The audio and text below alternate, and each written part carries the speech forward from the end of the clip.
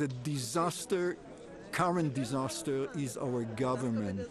This government, which not represents the people, but destroys the state and the people. We will stand here until it's done, until we promise that Israel remains a democracy and all the hostages are home. La colère monte dans la population israélienne alors qu'elle accuse le gouvernement Netanyahou de vouloir concentrer tout le pouvoir suite à une décision de limoger notamment le chef de la sécurité intérieure, Ronen Bar, le fameux Shin Bet. Ces tensions au pays s'ajoutent évidemment à celles déjà existantes depuis qu'Israël a rompu le cessez-le-feu avec le Hamas le 17 mars dernier en bombardant la bande de Gaza. Évidemment, Israël dit que c'est le Hamas qui a brisé le cessez-le-feu. Quoi qu'il en soit, le cap des 50 000 morts a été franchi cette fin de semaine. J'ai parlé tout à l'heure avec le grand journaliste israélien et auteur du Grand Aveuglement, Israël face à l'islam, Charles Anderlin, et aussi qui vient d'écrire une série de documentaires, Israël-Palestine, l'impossible coexistence. On l'écoute. Charles Anderlin, bonsoir et bienvenue à 24/60. Bonsoir. Netanyahou était au tribunal aujourd'hui pour un procès en corruption et c'est en lien avec une grave crise politique chez vous, limogeage, pour ne pas dire purge, notamment du chef des renseignements, le Shin Bet. Expliquez-nous. Eh bien, écoutez, d'abord, il faut rappeler que ce gouvernement est le plus à droite, le plus religieux et le plus annexionniste de l'histoire d'Israël. Et sa priorité absolue est de rester au pouvoir. Alors, lorsqu'un scandale commence à apparaître, à donner des gros titres dans la presse, eh bien, il faut absolument boucler les choses le plus rapidement possible. Le patron du Shin Bet, M. Ronen Bar, a entamé une enquête sur les liens entre les principaux conseillers de Benjamin Netanyahou et le Qatar. Il s'agirait de sommes très importantes.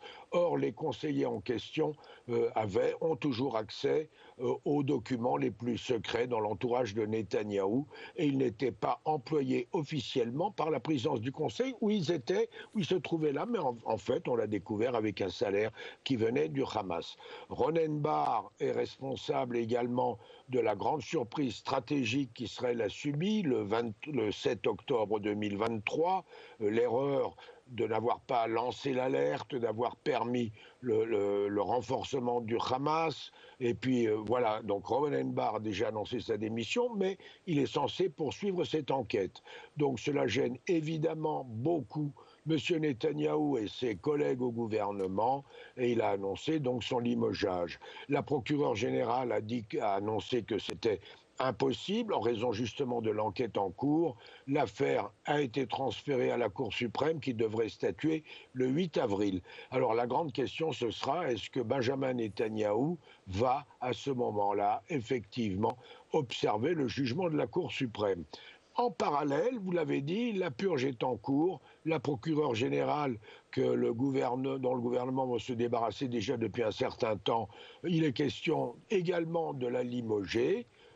C'est un peu compliqué, ça devra passer devant une commission spéciale et ça finira également devant la Cour suprême. En fait, il s'agit, tout cela fait partie du grand projet de Benjamin Netanyahou et de ses alliés au gouvernement, à savoir changer le régime en Israël, transformer le régime où ce sera la politique, l'exécutif qui aura la voix haute sur la Cour suprême, sur le judiciaire. Donc un judiciaire aux ordres des politiques. Là, on n'entre pas dans une démocratie au sens exact du terme. Non, c'est la fin de la démocratie. On était assez fiers de dire qu'Israël était la seule démocratie de la région. Je ne vais pas ouvrir une parenthèse qui se fermerait difficilement, mais ça nous fait penser un peu à ce qui se passe chez nous au sud de la frontière. Donc, s'approprier tous les pouvoirs sur le système judiciaire. Alors, cela étant... Un mot, effectivement, si vous permettez, Benjamin Netanyahou, qui a été le premier dirigeant étranger à rencontrer Donald Trump après son élection à la Maison-Blanche, Netanyahou est rentré très persuadé que ce qu'il devait faire, c'était exactement la même chose. À savoir, il est le patron, lui, il peut mettre toute l'administration au pas et également réduire le pouvoir du judiciaire. C'est une grande idée que lui a donnée visiblement Donald Trump. On a vu beaucoup d'images de la rue au cours des mois passés, même avant le 7 octobre, en fait, l'attaque du Hamas. Est-ce que ce qui se passe dans la rue maintenant est menaçant pour le gouvernement actuel ou pas? Et est-ce que la colère de la population pourrait l'emporter? Les manifestations elles-mêmes, certainement pas. Cela dit, cela permet par exemple de renforcer la Cour suprême. Les juges, voyant quand même des dizaines de milliers, peut-être encore plus, des centaines de milliers d'Israéliens dans la rue, pourraient effectivement penser qu'ils ont un soutien dans la rue. Maintenant, si effectivement on va vers ce que l'on peut appeler un véritable coup d'État, à savoir le refus d'obtempérer, d'obéir au jugement de la Cour suprême, à ce moment-là, il est question de grève générale. La grande centrale syndicale en discute et le prépare. Les grandes sociétés high-tech et autres dans le pays envisagent également une grève générale. On en parle aussi dans une partie de l'éducation nationale, du moins dans les lycées, les écoles libérales, parce qu'il y a bien entendu les écoles religieuses et surtout talmudiques. Oui, bien en même temps, tout ça au moment où on intensifie la guerre sur Gaza, avec même le projet, semble-t-il, de l'annexer, tout moins une partie de la bande de Gaza assez rapidement, intensification de la guerre.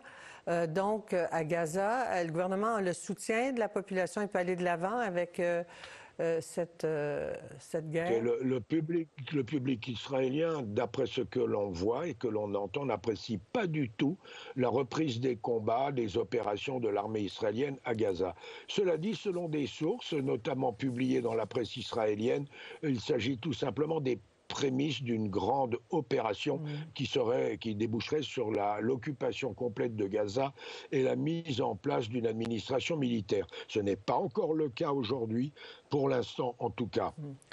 Cela dit, vous savez, les familles d'otages, il y a encore 59 otages israéliens et étrangers qui sont encore à Gaza, 24 d'entre eux sont encore vivants, et la reprise des combats, des bombardements, cela inquiète énormément les familles des otages qui sont persuadées, qui craignent que leurs proches seront tués dans des bombardements ou alors par leurs geôliers du Hamas. Donc tout cela fait un tout et tout cela inquiète énormément. Et puis alors bien entendu, on commence à parler de plus en plus du très grand nombre de victimes palestiniennes à Gaza, 50 000 aujourd'hui selon le Hamas, peut-être moins, des centaines de milliers de blessés, une destruction énorme, et cela commence à susciter effectivement des réactions. Et dans les manifestations contre le gouvernement, on voit de plus en plus également des manifestations contre la guerre, contre les massacres à Gaza. On a vu aussi dans la presse des jeunes de 18 ans qui aiment mieux aller en prison plutôt qu'aller à la guerre, qui ne veulent pas tuer. Ils ne veulent pas tuer des enfants. J'ai vu un reportage d'un jeune homme de 18 ans là-dessus.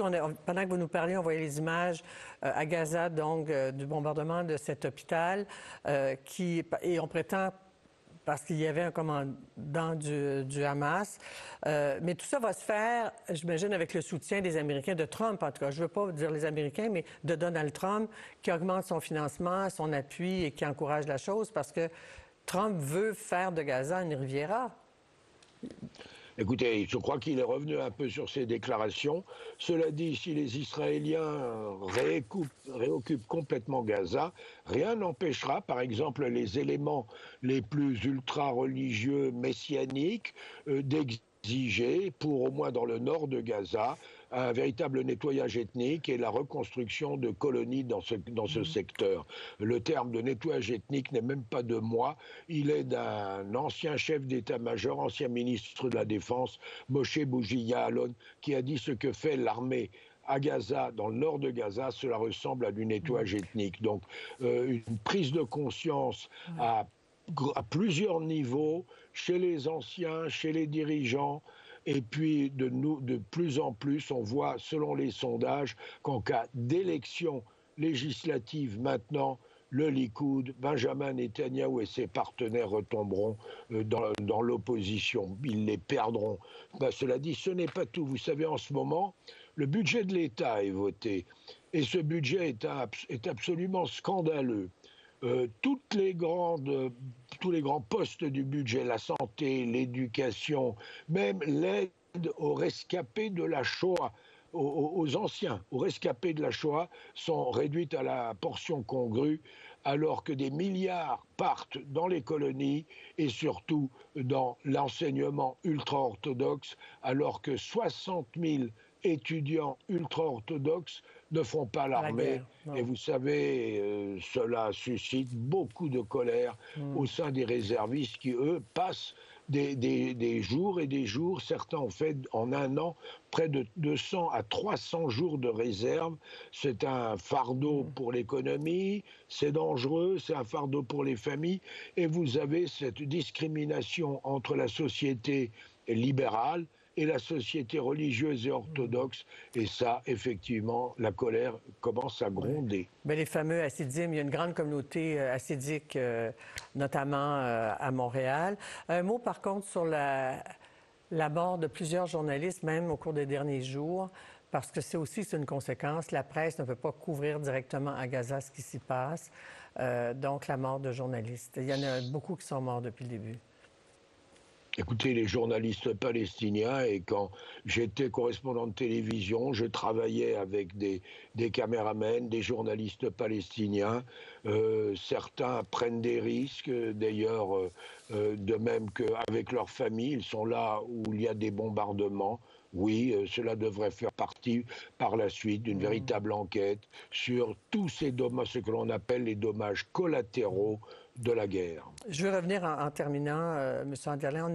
J'ai évoqué tout à l'heure les otages, mais il faudrait mentionner qu'il y a eu un message de preuve de vie aujourd'hui de 2 otages et qui disent justement qu'ils sont devenus des numéros aux yeux donc d'Israël. Ils craignent de mourir parce qu'il n'y a plus d'endroit pour se cacher comme tel, non? Oui, ils pourraient être tués par leur geôlier. Absolument, et tués dans le cadre d'un bombardement. Ouais. Selon une enquête, depuis le début de la guerre, on pense que 41 sur les 250 et quelques otages qui ont été capturés par le Hamas le 7 octobre, 41 sont morts, tués par leurs geôliers ou alors dans des bombardements israéliens. D'ailleurs, je vous rappelle que 3 d'entre eux avaient réussi à s'échapper et ils ont été tués par erreur par l'armée israélienne. Cela dit, oui, la preuve de vie de ces 2 otages, d'après ce que l'on sait, ils sont dans un petit tunnel très étroit. Ils étaient avec un otage qui a été libéré il y a un peu plus d'1 mois, qui a raconté leurs conditions. Pour les familles, c'est un appel à Netanyahou. Il faut absolument maintenant un cessez-le-feu et faire libérer les otages. Mais vous savez, la droite, l'extrême droite du gouvernement se fiche visiblement des otages. D'ailleurs, le ministre de la Police, Itamar Ben-Gvir, l'a dit lui-même.